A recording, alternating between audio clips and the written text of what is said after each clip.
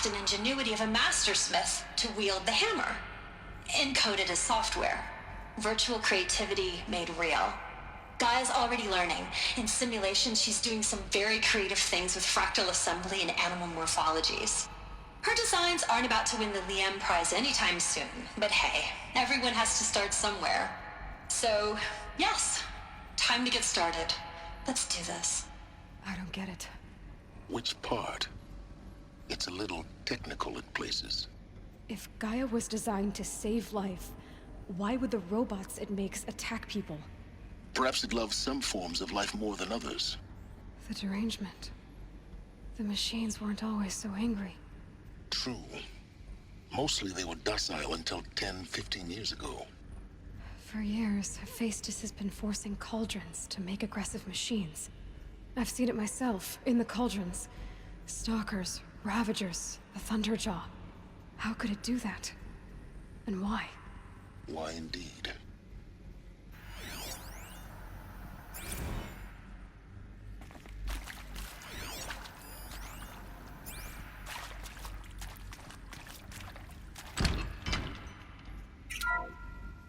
Hello, I'm Margot Shen, and this is Hephaestus. As the name might tip you off, this is going to be the subordinate function that Gaia will use to make lots and lots of robots. Her personal forge. Except, it's not that simple. You probably noticed that only about a third of you are robotics engineers. The rest, experts in machine cognition, virtual heuristics, that stuff. Well, that's because we aren't going to be the ones designing and building robots. The last thing we want is to burden Gaia with a bunch of outmoded 21st century designs. A waste of time. Our purpose is to empower Gaia to build the robots. And let's build, imagine, from scratch. Any robot she needs for any conceivable purpose, designed and fabricated at a snap of a finger. Hers. Her finger. So, Hephaestus isn't really the forge. It's more like the knowledge of...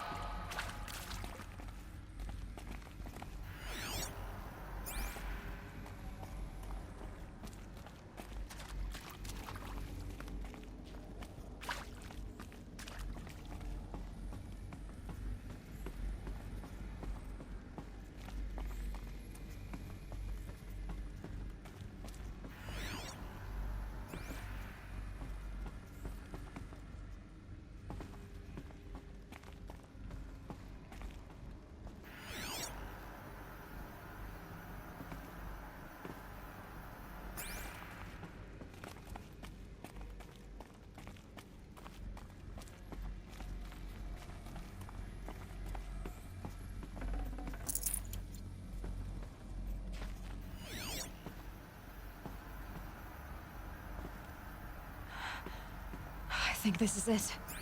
Elizabeth Sobek's office. But it's sealed off. There's got to be a way inside. Keep looking.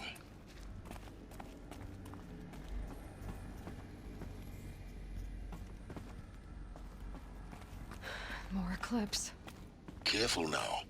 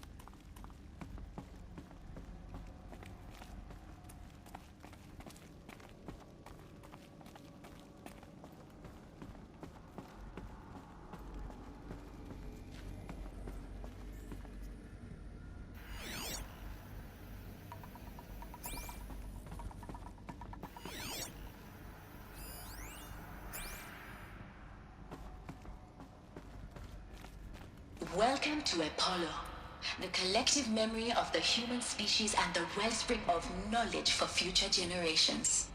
I am Samina Ebadi. Until recently, I was director of the International Collective Memory Institute in New Tehran. As a heritage professional, I devoted my career to the preservation of human knowledge, creative endeavor, and cultural achievement.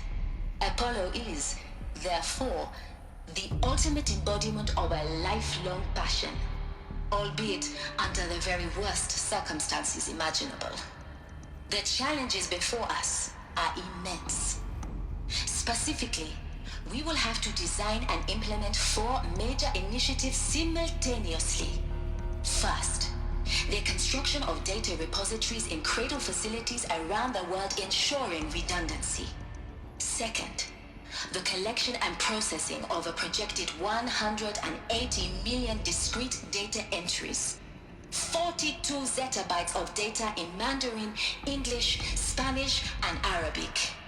Third, the transferal and encoding of all that data onto DNA encapsulated in synthetic fossils. The only medium capacious and durable enough to safeguard it without degradation for the centuries to come. And last, but not least, the development of the holographic interface and gamified curricula, by which future humans will commune with Apollo, progressively unlocking heuristic learning modules, leveling up their knowledge and skills they will need to take control of the terraforming system. That is the future towards which all of our efforts will be directed. Not just the preservation of the past, but the seed for the flourishing of a new tree of knowledge. Welcome, and let us begin.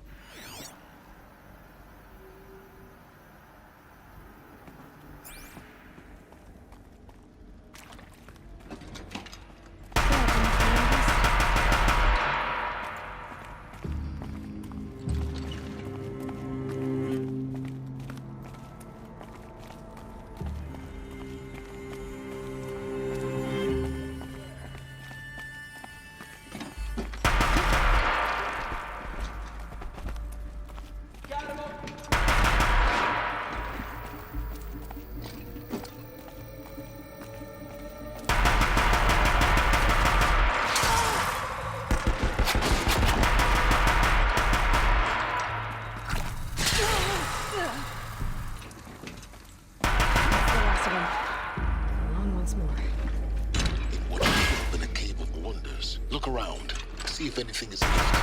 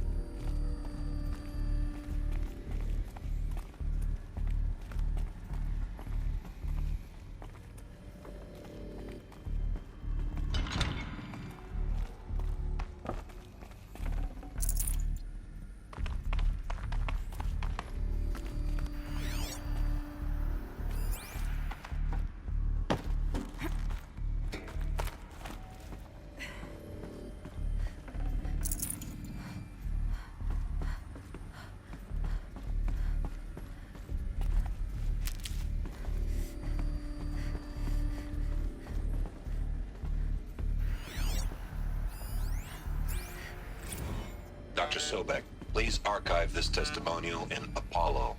Cross-reference to all mentions of my name and Operation Enduring Victory. My name is General Aaron Harris. From 2060 to 2066, I served as the chairman of the Joint Chiefs of Staff, the highest-ranked officer of the United States Armed Forces. The tenure of my command included strategic planning and oversight of Operation Enduring Victory, a falsehood perpetrated on the civilian populations of the United States and other nations during the last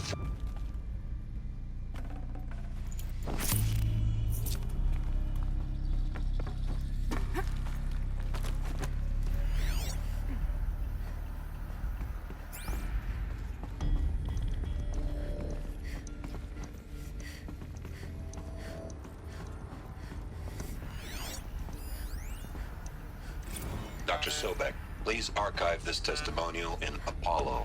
Cross-reference to all mentions of my name and Operation Enduring Victory. My name is General Aaron Harris. From 2060 to 2066, I served as the chairman of the Joint Chiefs of Staff, the highest-ranked officer of the United States Armed Forces. The tenure of my command included strategic planning and oversight of Operation Enduring Victory, a falsehood perpetrated on the civilian populations of the United States and other nations during the last 14 months of life on this planet. Before the Pharaoh Plague, I did my job and did it well. I was bold and decisive, crafty in political maneuvers. It wasn't an accident that I rose to my position and became the commander of the largest mechanized force ever assembled. But to what end? My only lasting achievement was the extinction of life on Earth. And my one redeeming act, if any, was to delay that extinction by days or weeks, by throwing more death at it. It is my hope that there will be no need for men like me in the world to come.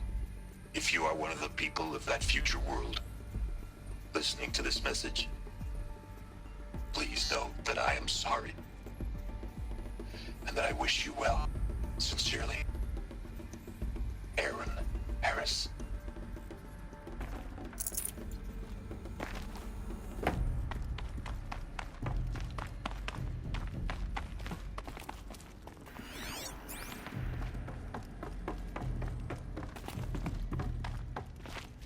This might even the odds.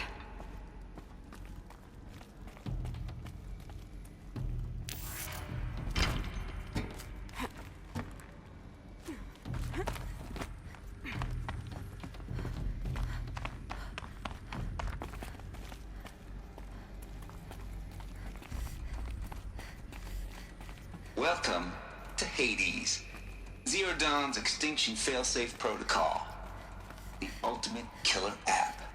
Now, I know what you're thinking. The purpose of Gaia is to resurrect life. So why give her a subordinate function, only purpose of which is to wipe out life all over again? I mean, what? Just plumb crazy, ain't it? Well, no, it isn't. Reconstituting a biosphere? That's a tall order. Tech smart as Gaia may be, odds are she won't get it right the first time. I mean, imagine you're Gaia, 200 years from now, and this new biosphere growing, it's all gone wrong. Alkalines are skyrocketing, coniferous forests eroding under the lash of superstorms that would have drowned Noah. It's chaos, spinning top that won't stop wobbling. Now what are you gonna do? Release phase 1 organisms into that hot mess? Hope their CO2 and methane can balance out what you got started?